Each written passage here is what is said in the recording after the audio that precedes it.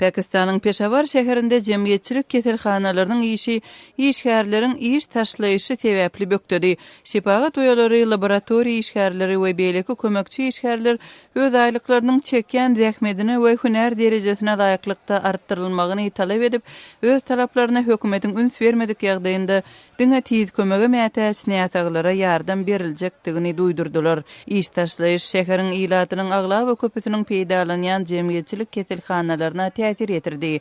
Gorply adamlar üçin niýetlenen hususy keselhanalara täsir etmedi. Moldowanyň paýtagty Kišiňowda Kommunistik partiýasy Leniniň doglan gününiň 145-nji senetini onlar çadamyň gatnaşmagyndaky ýürüýüş bilen belledi. Çykyş edenler Sowet Soýuzynyň dargamagyna gynanç bildirdiler we Moldowanyň Ýewropa bileşigi bilen ýakynlaşmak hereketlerini ýazgardylar. Goňşy Ukrainada soňky aýlarda Leniniň heýkelleriniň ençemesi ýumruldy. Şunuň bilen bilelikde geçen ýylda Ýewropa tarap rewolýusiýany amalaşyran ýurtda Sowet geçmişinden saplanmak boýunça hereketler hem edilýär. Belgradda ýaş kinorejissörler topary döwletiň heýçiligindäki Avala film kampaniýasynyň satylmagyna garşy çykyş edýärler.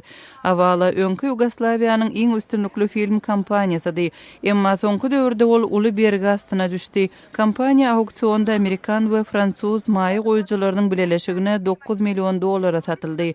Bu bahanyň içine studiýalar we 600 çemesi çeper hem dokumental filmden ibaret arhiw girýär.